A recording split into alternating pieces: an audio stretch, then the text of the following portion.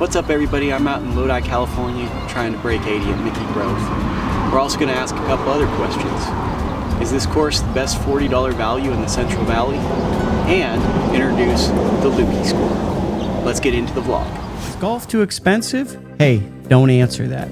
But I'm your good friend Lukie, and I'm returning and trying to find some of California's hidden gems, especially in Northern California. I've loaded up my car, I've got myself a trusty tripod, and I've got my golf clubs. Let's explore this great state and see what we can find.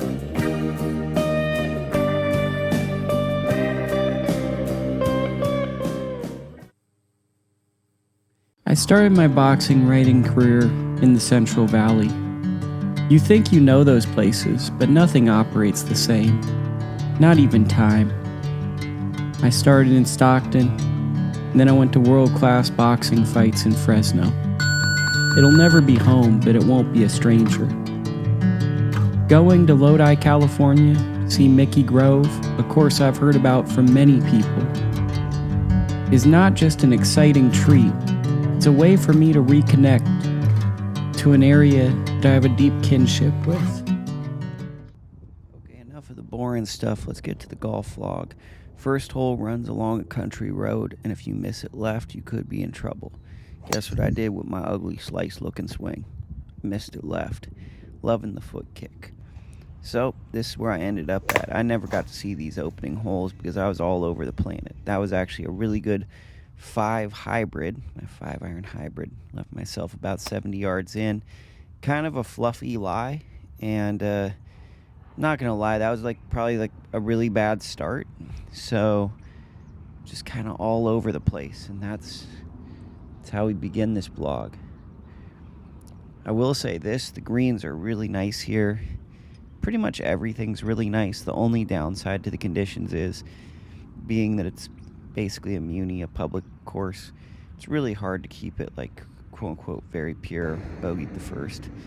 Second hole is kind of just a shorter version of the first hole, and then what happens when you miss out left, that good old slice swing comes and you miss out right. See, I'll talk about this after the vlog, but you can kind of miss big like Diablo Creek, and if you get the ball in the air, it can pay off. So I missed big enough where I was able to be basically in another fairway, and then I had a 9-iron in, and I thought that land just barely carried the bunker. It actually went, and it barely stayed on the green. Weird putting stroke, but good line, and got away with a par, which I was super happy with. So there we are. And now the third hole is kind of a unique one. From the white tees, it's more of a decision. You can take on as much water as you want. It's a shorter hole. I definitely could see people trying to drive the green. I don't think that that's the play at all here. Conservative line is a good one. Something I've noticed I've been doing is I don't look at yardages of holes outside of par 3s. So I didn't know how far this was, but I just hit it straight, and it worked out for me. So it probably wasn't the most strategic, give myself the shortest club in, but I just hit it and kind of took the water out of play. Especially right now, I don't fully trust where my driver is going. And yeah, so alignment is an issue, and setup with the driver is an issue. Had a gap wedge in and absolutely pulled that. Now, this is a 2-tiered green, and if you end up on my tier, it can be a very hard shot. I got pretty darn lucky there. That landed just about where I wanted it. I wanted to catch it on the fringe. It ran out. That's a pretty steep slope. I know that video doesn't convey slopes and such, and then I got up and down, and that's always a good feeling, especially when it feels like you're kind of all over the place. I drove 2 hours to get to this course, and that's how we go. Fourth hole, really cool water shot. I feel like a lot of people look forward to these type of holes where water's in the front, you got to force carry. You know, I hit it where I wanted to. I just was making sure it feels like I'm pulling my irons because my feet are lined up way to the right, and I'm just pulling it and hitting it on the toe, and mentally it's hard for me to commit to straight shots. Decent lag putt, I guess I shouldn't have probably lag putted that, but it's kind of in that range where I don't fully feel comfortable for going for it. Like the greens here a lot. Got good there. Fifth hole was a disaster hole for me, and I think all the par fives were disasters. There's that ugly quacker, and there's an ugly water ball. So, you're looking at a par five, and you're like, okay, time to eat. Here's the 4 hybrid I'm playing. It feels like everybody plays a 3 hybrid, but I play a 4 hybrid, like a little bit more loft. And this wasn't that much better, but it got over the water. There's basically, this hole is just water on your left, and then further out, water on your right. Cool little turn-in hole. You'll never see the fairways on this hole because I was all over the place. This was about a 7 iron. I was trying to kind of control it. Keyword, kind of laughable word is when I say I was trying to control it. I gave myself this for par, which honestly, after hitting a duck hook, is pretty darn good by my standards. So playing for bogey, realistically. We don't want to leave with a double after doing the hard work to kind of get us to here. And honestly, I just saw more break. I'd say that's one thing is the greens don't feel like they break as much if they're subtle. If you don't see the break, it's not going to be there. This is the 5 iron hybrid, the 5 hybrid Cleveland launcher I got from Goodwill from the last vlog. 180, essentially par 3. Hit it hole high, but once again, it's that toe miss. And then this was an outstanding chip. I tried to get real artsy on the angle. Not sure it's the best, but you can see some of the mounds and the undulation around the greens. You can get yourself some good shots. And love the golf glove in. A little hot, so the golf glove stayed on. And pretty proud when you can stay centered like that. You go to the end of the train tracks, and then you got another par 5 coming up right here. And this is a rough hole for me, so we'll show you. Hit a really good drive. Pretty proud of that. Still hate seeing my driver swing, really all my swings. I want to improve. And then this was just like the best 3-wood of the day for me. I must have gotten a wrong number through my calculations because I thought those bunkers were so far and they were not in play for me. I thought it was so far down. Put one all the way in this bunker here, and then this is just embarrassing, but it is what it is. So tried to finesse it out. Not a very good bunker player, I'd say. That's a weakness to my game. And then that's my 4th shot. So 2 in the bunker, gave myself kind of that long mid-range. And then this one, I just absolutely, my head comes up and I push it. And just a sloppy bogey. So 2 of the par 5s on the front 9, bogeys. 8th hole, I'm like, man, we've set this goal real high. The break 80 goal. Pretty much I thought I'd failed, which, I think that's pretty normal. Pulled it into this bunker, and this might be the shot of the day. If Dottie and the gang were out, they probably would have been really proud of me here. But absolutely hit that great, and I can't. So this one was just really money, and I thought I hit it to like 2 feet. And I raked that just for people to know. So that's where the ball was. Actually, it was a lot further. It was right on line, and it looked so good coming out of there. It just feels good to hit a good fairway bunker shot. So trying to pay it off. I feel like especially in munis, putting downhill is easier for me than putting uphill. And I drained it, and that really, really felt good. Get one back. Super long par 4. So this is not your average par 4. 434. It's basically a par 5 for me. Started this out, pulled it, pull cut. Got out there a good distance. Tried to go really artsy, give you perspective. You're hitting back to where you park your car. Clubhouse is to the left, range is to the left. I hit that 5 hybrid, which honestly is just paying off for me. It's a better decision for me personally than a 5 iron. And this was almost like cheating, hitting it to there, and then I just didn't hit it hard enough, which is disappointing. But to get out of that hole with a 4, I was expecting a 5, was pretty good. Just a standard little dog leg left. What you see is what you get. Not the longest hole. Hit another quacker. Driver is not behaving, but this 9 iron was absolutely money. Some guys jumped in front of me on this hole, or maybe I caught up to a group, but they played a little slower than I'd like. So I'd say I had extra motivation hitting that shot because I had to wait a while on the tee, and sometimes that pays off. Once again, par 5, and this is just kind of the story of the 5s. Just missed it way outright.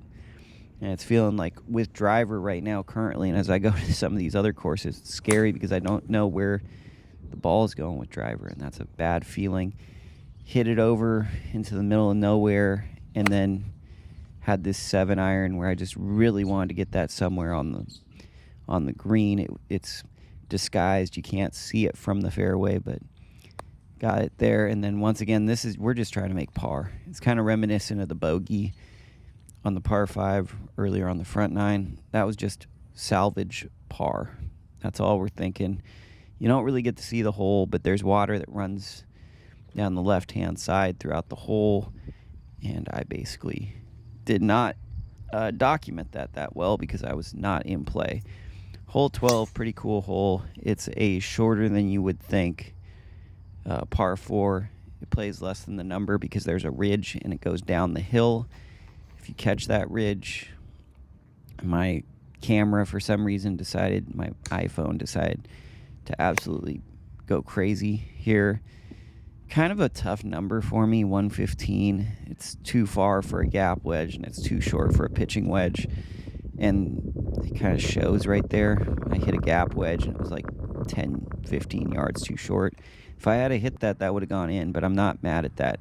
So here's hole 13. I did a weird thing because this actually played as my 17th hole. I followed a group, and they played 17 next. Kind of messed up my mojo, too, to be honest with you. So this is my 17th hole, but sequentially I'll show you this. It's a short par 4. I absolutely quackered one once again. And then here's an 8-iron over the tree. I was deep because that drive was so bad. I thought I got it on the green, just a little short, and just a handsy putter chip, and got up and down for par, which was super sick. And I was pretty heat stroke city there. Hole 14 is another one of these more iconic, I'd say more iconic for this whole course. Water in front, water left, and given that it feels like everything's starting out a little bit right to left, I'm probably pulling it or hitting it on the toe. I started at that bunker, so if I didn't hit it on the green, I'd be safe because I was really scared of hitting the big left miss. I saw a lot of break on this, and there was none. And I kind of also assumed that it would drain towards the water and that the slope would go that way. This was a massive putt. I did not expect to make that. I thought I made a sloppy bogey there. Totally got away with one, and that felt really, really good, actually. Once again, hole 15, really long par 5, really not the best. Visually, I was not settled. And it's like you hit these backups sometimes on courses and you feel like you're playing too good, which I definitely was. And, I hit that out basically to the 13th hole. So I got to see the hole there. And then now I'm hitting, that was probably about 215, 3-wood. And I hit it too good. So I hit it about 10 yards too far, left myself a chip into the wind. Kind of got cute with it. I need to note for the vlog, I need to hit pitching wedge sometimes and just get those closer to the hole, because hitting a lofted wedge seems to be not as helpful for me. And then this is the bogey. This is a big one for me coming down the stretch. It's like we got really good round going, and I knock it in. So +3 on the par 5s, which is not great. Here is, and that alignment is not great either, but this is one where you just don't want to be waiting too long, and I played too fast, so you're waiting. 223-yard par 3 is a hard hole. Missed it outright. You can see with the alignment, I was not settled, and I had 70 yards in because I missed that far right uphill, and as you can see, I was blowing into the fan. I mean, this for par on basically a par 4 for me was good. Did not love how much that ran out. This is a tester, but I got in. So 17 is one that there's an interesting story. So I played this as my 13th hole, and I had the wrong numbers. So I hit this shot, and I'm nearly positive that I hit a pitching wedge knockdown. I was playing to the other green. So I was like 2 clubs short because I used the GIN app, and I was so confused as to why that happened. So this one kind of stings because I feel like if I had the right number, I would have put that on the green and made par, but it happens. And let me know in the comments if that's ever happened to you. Decent pitch, and then this one hurts. Boom, lips out, so that's a bogey. Final hole, 18. There's water on both sides. Driving, I actually drove it into the water. I played in with a group, so we're going to be super respectful of them. Hit a pitching wedge. I thought I was going to be in the bunker. I hit it all the way to the back, and then here we are. That's for par, so I made a bogey. Okay, so I broke my goal. I broke 80. I shot A 77. unless my math is off, pretty darn good. And I think we're setting the bar a little too high for this series.